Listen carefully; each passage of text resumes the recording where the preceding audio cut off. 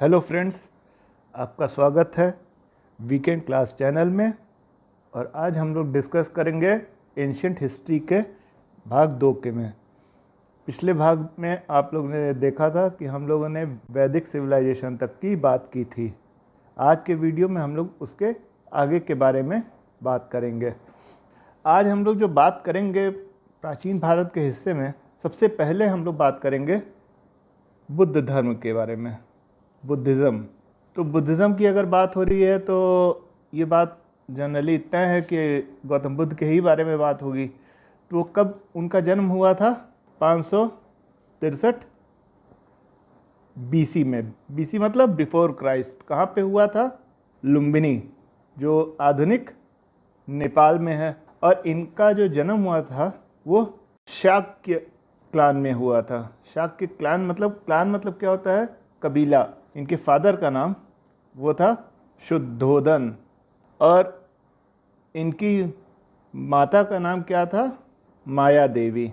ये जो है कोलीय करके एक वंश हुआ करता था, उस वंश से बिलोंग करती थी। अब जो है, जब गौतम बुद्ध की अवस्था 29 साल की थी, 29 साल की अवस्था में उन्होंने अपना घर जो है छोड़ दिया। ही लेफ्ट हिज होम। इस घटना को हम लोग क्या बोलते हैं? महाभीष्क्रमण, यानी कि महाभीष्क्रमण। ये जो घटना है, घर जो छोड़ने वाली घटना, इसको हम लोग बोलते हैं महाभीष्क्रमण। अब ये जो है, जब इन्होंने घर छोड़ दिया तो इसके बाद जो है ये गए, और उसके बाद कहाँ सबसे पहले ये गए? बोध गया में।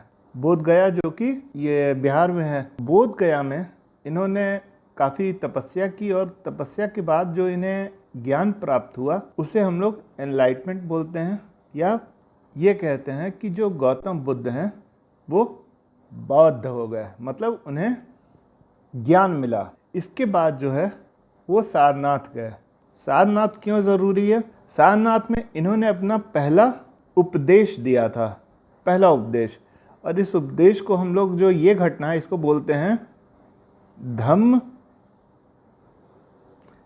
चक्र परिवर्तन। तो ये जो घटना है जिसमें उन्होंने सबसे पहला अपना उपदेश दिया था, इसको हम लोग धर्म चक्र परिवर्तन की घटना बोलते हैं। और ये कहाँ हुई थी? सारनाथ में हुई। अब जो गौतम बुद्ध हैं ये 483 बीसी में 80 साल की उम्र में, 80 ईयर्स की एज में, कहाँ?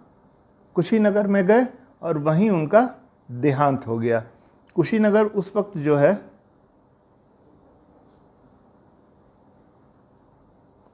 मल्ल डायनेस्टी का या मल्ल राजवंश का हिस्सा हुआ करता था। और जब हम लोग बात करेंगे तो बुद्ध के डेथ के बाद जो बुद्धिज़्म है वो 2 भाग में बट गया। पहला इसमें था महायान बुद्धिज़्म, और दूसरा था हिनायान। तो ये भी एक इम्पॉर्टेंट बात है, जो कि अगर बौद्ध धर्म आया है तो उससे रिलेटेड चीज़ है। और बौद्ध धर्मों का जो टेक्स्ट है, जो हम लोगों ने कलेक्ट किया, पीरियड ऑफ टाइम जो उसका कलेक्शन हुआ, उसे हम लोग क्या बोलते हैं? त्रिपिटक। तो ये जो त्रिपिटक है, this is the Holi book of Buddha. ये उसमें बुद्ध के सारे उपदेशों का एक, उसको हम लोगों ने, जो बुद्ध के सभी उपासक थे, उनके सारे उपदेशों को संकलित किया था। और ये जो त्रिपिटक है उसमें इनके सारे उपदेश पाए जा सकते हैं। ये जो महायान, जो हमने आपसे चर्चा की थी, जो महायान बुद्धिज़्म था, सिलसिला था बुद्धिज़्म का, 2 भाग में था। तो जो महायान पार्ट था, इसी ने सबसे पहले मूर्ति पूजा भारत में शुरू की थी। और सबसे पहले पूजे जाने वाले भगवान कौन हुए? बुद्ध। तो अगर आपसे पूछा जाए कि सबसे पहले किस भगवान की मूर्ति की पूजा हुई, यानी कि मूर्ति पूजा किसकी शुरू हुई, तो आप लोग कहेंगे बौद्ध। और बौद्ध में किस भगवान की? गौतम बुद्ध की। अब ये भी हम लोगों को जान लेना ज़रूरी है कि किस किस नामों से गौतम बुद्ध को बुलाया जाता है, क्योंकि ये भी बड़ा इम्पोर्टेंट है। तो जब उन्होंने छोड़ा था उसके बाद जो है, उसके पहले जब वो थे अपने उसमें, तो सिद्धार्थ इनको बोला जाता था। फिर जब ये अपना घर छोड़ दिए और इन्हें ज्ञान प्राप्त हुआ, तब ये बुद्ध कहलाए।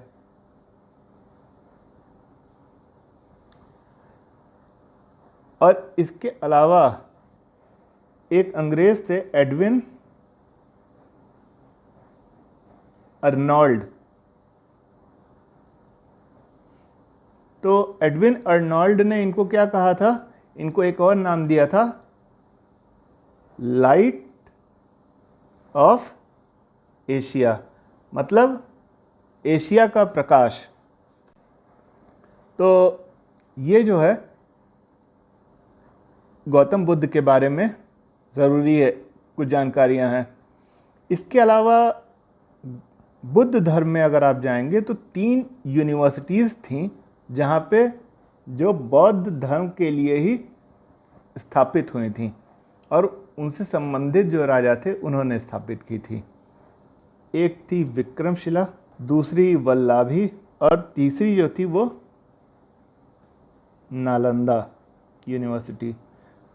नालंदा यूनिवर्सिटी आपका गुप्ता रूलर थे, कुमारगुप्त, उन्होंने फाइंड की थी। कुमारगुप्त ये गुप्ता राजवंश के थे, तो इन्होंने नालंदा यूनिवर्सिटी बनवाई। और इन्हीं के समय के बुद्ध साधु थी, बौद्ध साधु, वो थे नागार्जुन।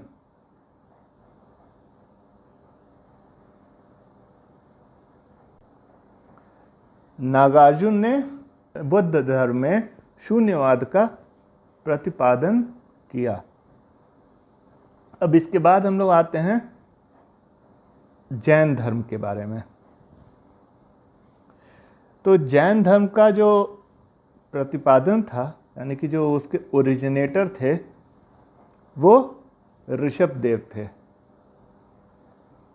ऋषभ, बहुत लोग इसको कंफ्यूज करते हैं कि महावीर स्वामी थे, लेकिन महावीर स्वामी नहीं थे, ये ऋषभदेव थे। और यही इन लोग में जो फाउंडर थे, इनको क्या किया जाता था? तीर्थंकर। तो जो पहले क्या कहते हैं तीर्थंकर थे जैन धर्म के, वो कौन थे? ऋषभदेव। इन्होंने ही जैन धर्म की स्थापना की थी। इसके बाद जो अंतिम तीर्थंकर हुए वो हैं महावीर, महावीर स्वामी।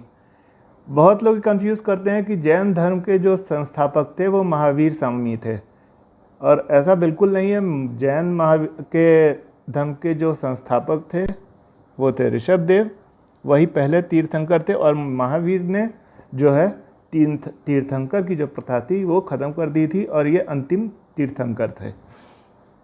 इनका जो जन्म है वो 599 BC में हुआ था। कहाँ हुआ था? कुंदल ग्राम में हुआ था। कुंदल ग्राम में हुआ था। इनके फादर का नाम क्या था? सिद्धार्थ था। और इनकी मदर जो थी वो थी त्रिशाला। ये जो थी ये लिच्छवी डायनेस्टी की थी, या लिच्छवी गणराज्य की थी। लिच्छवी गणराज्य एक बात के लिए बहुत ही ज़रूरी है, और यह क्वेश्चन भी बन सकता है। लिच्छवी जो है सबसे पहला, विश्व का सबसे पहला गणराज्य या रिपब्लिक जो है वो लिच्छवी गणराज्य था। तो ये जो है बहुत ही इम्पोर्टेंट है इस सेंस में। महावीर की जो मृत्यु हुई वो 527 BC में हुई। कहाँ हुई? पावापुरी में। अब जैन धर्म का क्या है कि जब आपको पूरा कंप्लीट नॉलेज प्राप्त हो जाता है। जैसे बौद्ध धर्म में था तो उसको बुद्ध बोलते हैं, ऐसे ही जब जैन धर्म में आपको कंप्लीट नॉलेज प्राप्त हो जाती है, पूर्ण ज्ञान, तो उस अवस्था को हम लोग क्या बोलते हैं? कैवल्य। कैवल्य। जो जैन फिलॉसफी या जैन धर्म कहता है वो जनरली दो भाग में विभाजित है। एक सायवाद की परंपरा जो जैन की फिलॉसफी है, और दूसरी अनेकांत वाद की फिलॉसफी। ये दो फिलॉसफी जैन की फिलॉसफी है। दूसरा एक इम्पॉर्टेंट चीज़ है जामाली। जामाली कौन थे? ये पहले शिष्य थे, महावीर के पहले शिष्य यही थे, इसलिए ये इम्पॉर्टेंट है। जब महावीर की मृत्यु हुई तो जैन धर्म जो है वो दो भाग में बट गया। पहला दिगंबर, दूसरा श्वेतांबर।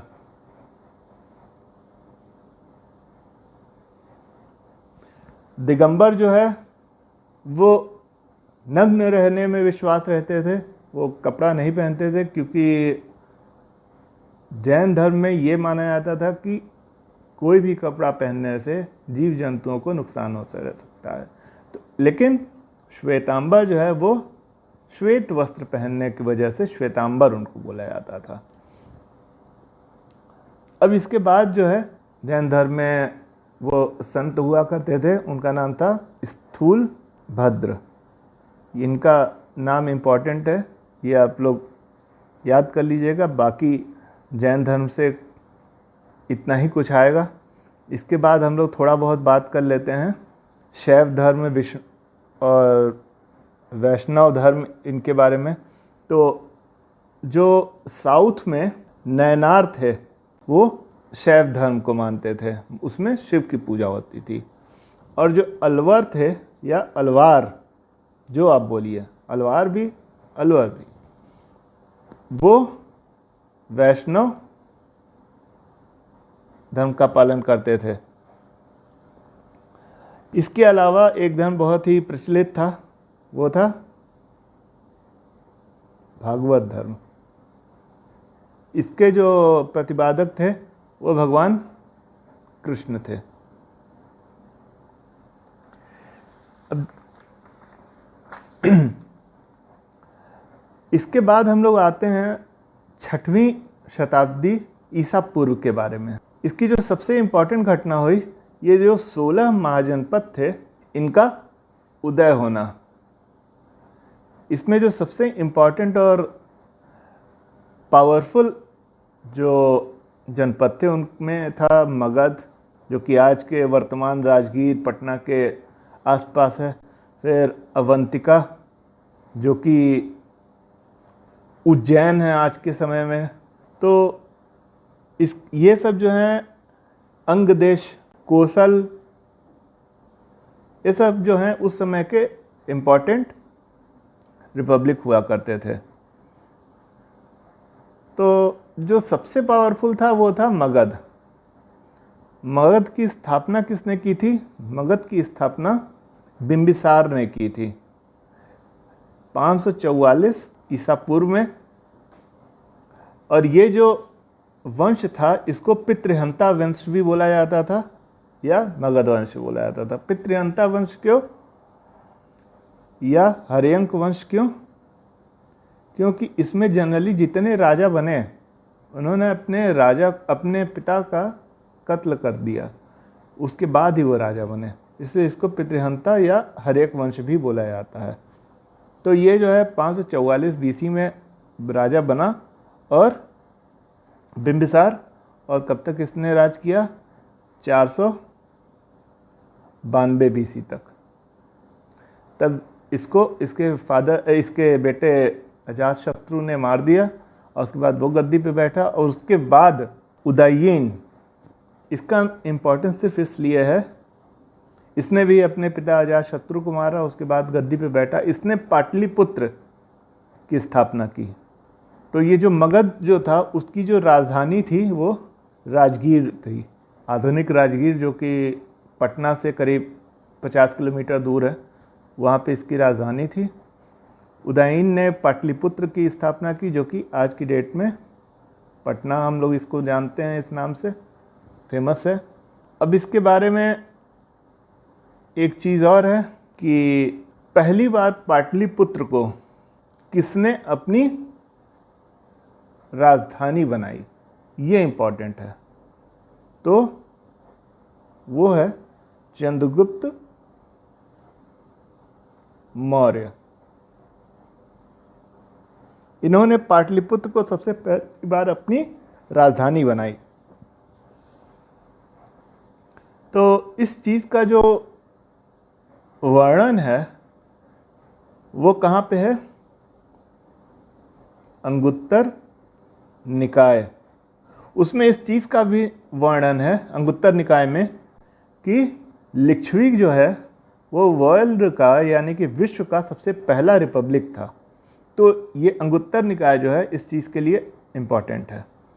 इसमें जो है एक आध चीज़ें आप लोग जो जान लीजिए कि उस वक्त कुछ एक किताबें जो लिखी गई थी, एक स्वप्न वासव दत्त, ये उस वक्त की एक इम्पॉर्टेंट किताब थी। इसको लिखे थे भाषा करके एक वो थे ऑथर, उन्होंने इसको लिखा था। फिर पाणिनि एक थे, बहुत ही इम्पॉर्टेंट, इन्होंने किताब लिखी थी, ग्रामर पे इन्होंने किताब लिखी थी, और इसका नाम क्या था किताब का? अष्टध्यायी।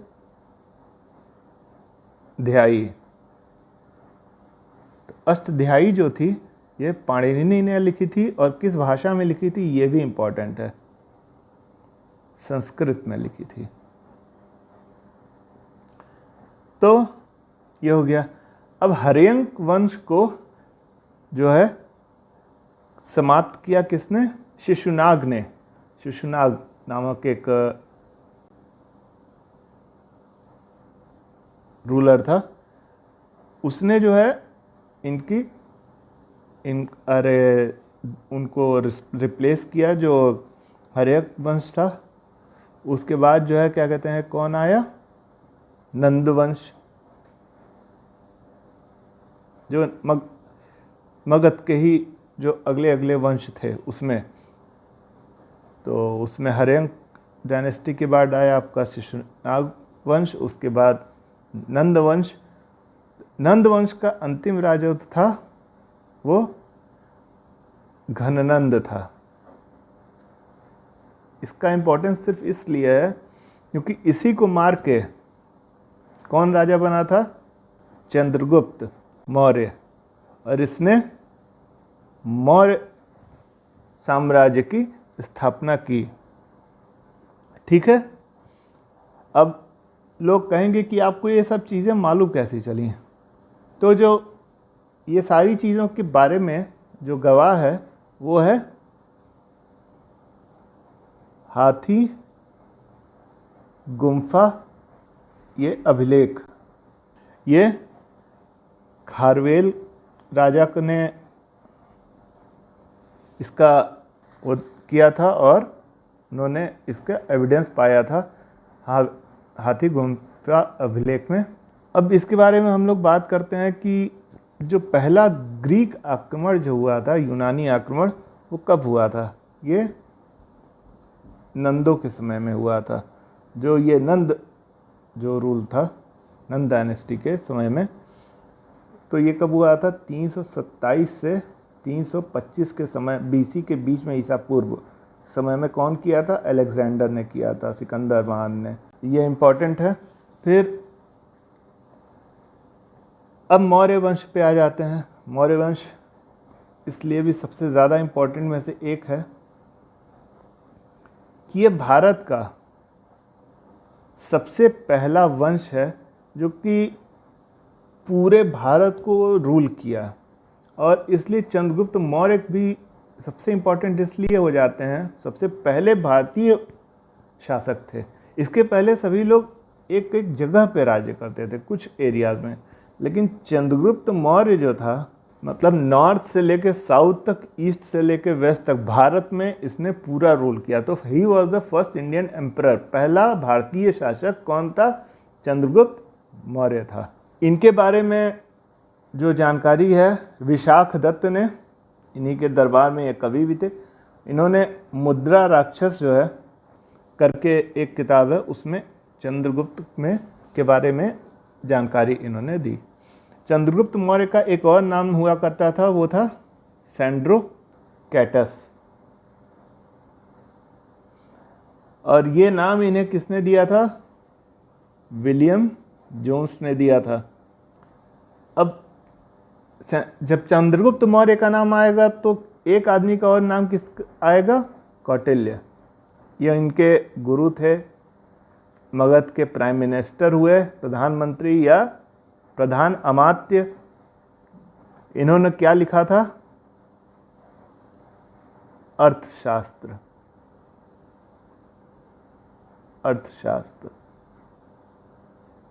इस बुक का महत्व इसलिए भी बहुत ज़्यादा है कि आज तक की सबसे अच्छी बेहतरीन किताब जो कि पॉलिटिकल पॉलिसीज़ यानी कि राजनीति के नीति शास्त्र के बारे में लिखी गई आज तक की सबसे अच्छी किताब है। अब कौटिल्य को विष्णुगुप्त के भी नाम से जाना जाता था, और लेकिन जो इनका सबसे फेमस नाम था वो क्या था? चाणक्य। तो चाणक्य हो गए। अब इसके बाद जो है चंद्रगुप्त के बारे में आपको बताया था मैंने कि चंद्रगुप्त जो है पूरे भारत का राजा था। ये जूनागढ़ जो कि गुजरात में है, तो वहाँ के शिला अभिलेख में वहाँ के राजा रुद्रदामन ने इसका उल्लेख किया था।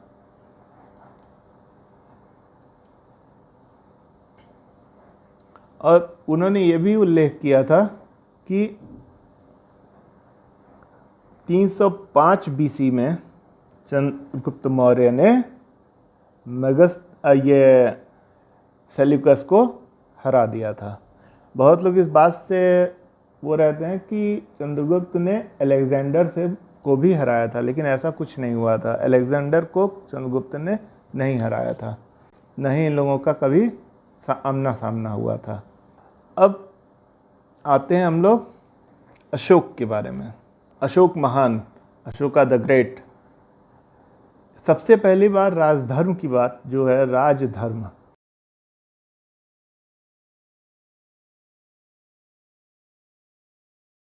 इसके बारे में बात करने वाला अशोक ही था।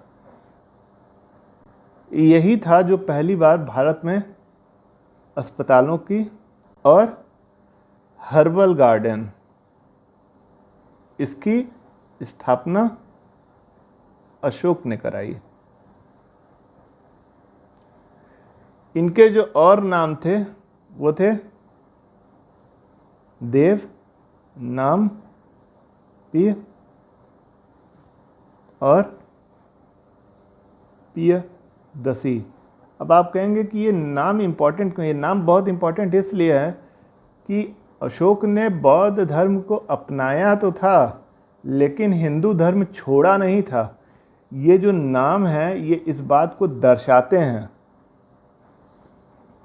फिर ये जो राजधर्म की बात है ये कहाँ लिखी गई है?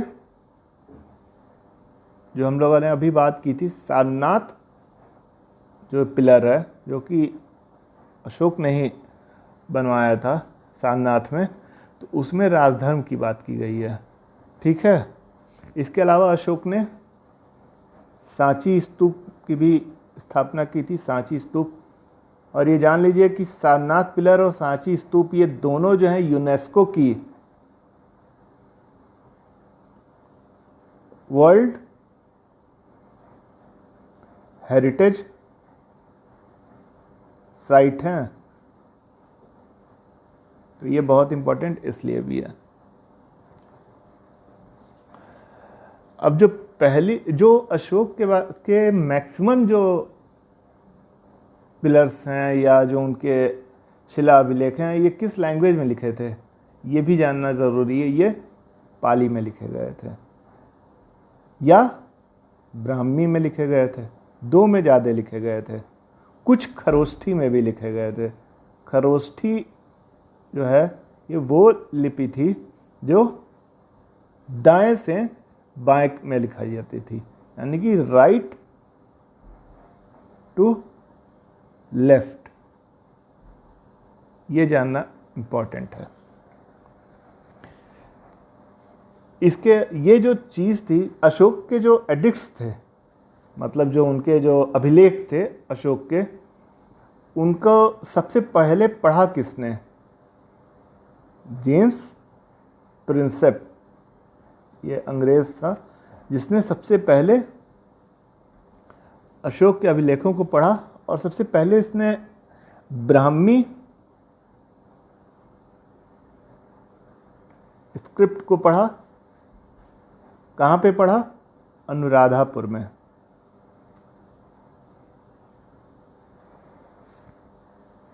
ठीक है। अब एक आध चीज़ इसमें और इम्पोर्टेंट है कि गुज्जर करके एक था, गुज्जर अभिलेख। ये ज़रूरी इसलिए है क्योंकि इसमें अशोक का नाम पता चलता है इस अभिलेख से। और एक शिलालेख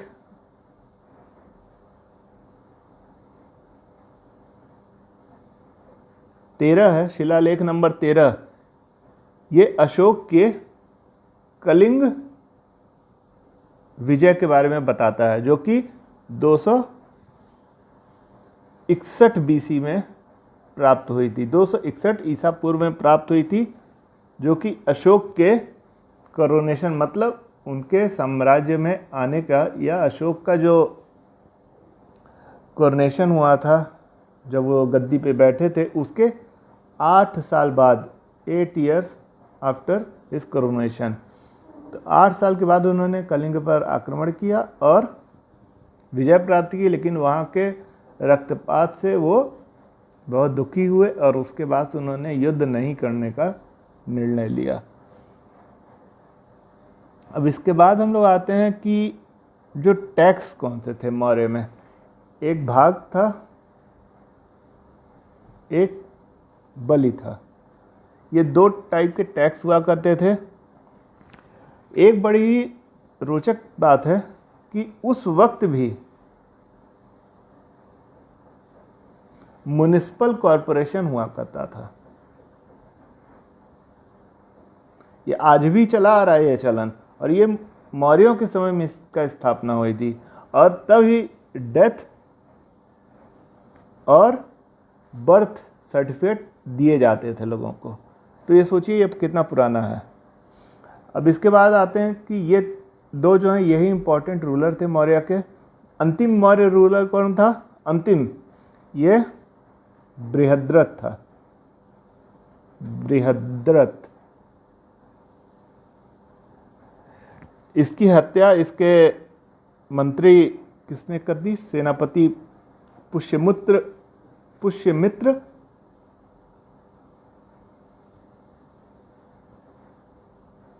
शुंग ने 184 बीसी या 184 ईसा पूर्व में की, और इसके बाद जो है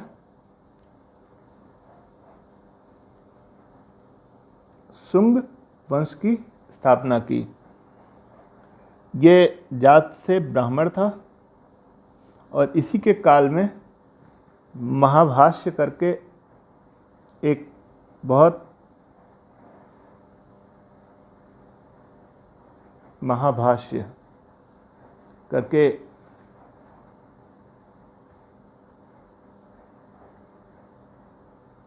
किताब की रचना हुई, जो कि ग्रामर के बारे में, संस्कृत के ग्रामर के बारे में या व्याकरण के बारे में बहुत ही बढ़िया किताब है। अब इसके बाद आ जाइए जो है कुषाण वंश के बारे में। कुषाण वंश जो है, इसका जो ओरिजिन था वो चाइना में हुआ था।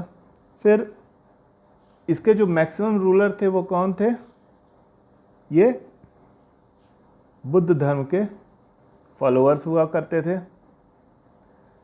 कुषाण वंश के ही रूलर थे जिन्होंने सबसे पहली बार गोल्ड कॉइन्स चलाए। आहत सिक्के जिसको बोलते हैं, स्वर्ण आहत सिक्कों का सबसे पहली बार चलन किसने करवाया? तो कुषाण वंश के शासकों ने। और उसके शासक जो इसने चलवाया था उसका नाम था विम कड फिशर्स या वेमा कड फिशर्स। तो वेमा कड फिशर्स ने पहली बार स्वर्ण मुद्राओं का चलन करवाया। इसके में सबसे जो इम्पोर्टेंट रूलर कौन था? कनिष्क था।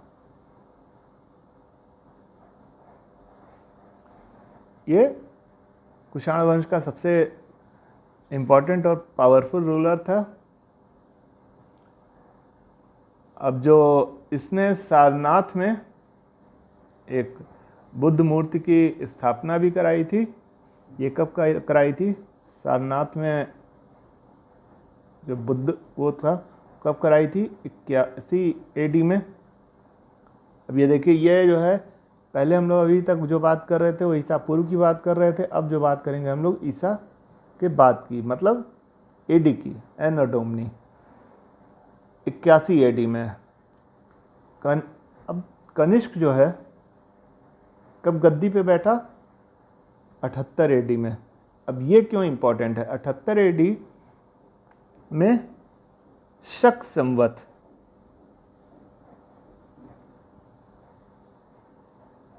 की शुरुआत होती है। आप लोगों ने सुना भी होगा विक्रम संवत और शक संवत। तो विक्रम संवत जो है वो विक्रमादित्य करके एक सम्राट हुआ करते थे, उन्होंने शुरू किया था। लेकिन आप उसको चंद्रगुप्त विक्रमादित्य से नहीं वो कीजिएगा। ये विक्रम संवत की स्थापना की थी और शक संवत की जो स्थापना की थी ये कनिष्क ने की थी 78 AD में, अपने कोरोनेशन के खुशी में इसकी स्थापना की थी। और इनके साम्राज्य में बहुत बड़े बड़े लोग हुआ करते थे, जैसे अश्वघोष थे,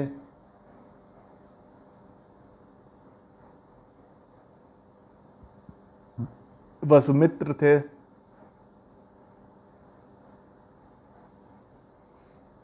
चरक थे जो कि बहुत बड़े मेडिसिन या चिकित्सक थे। और अंतिम कुषाण वंश का जो ये राजा था वो था देवभूति। इसका जो वध है इसी के एक सेनापति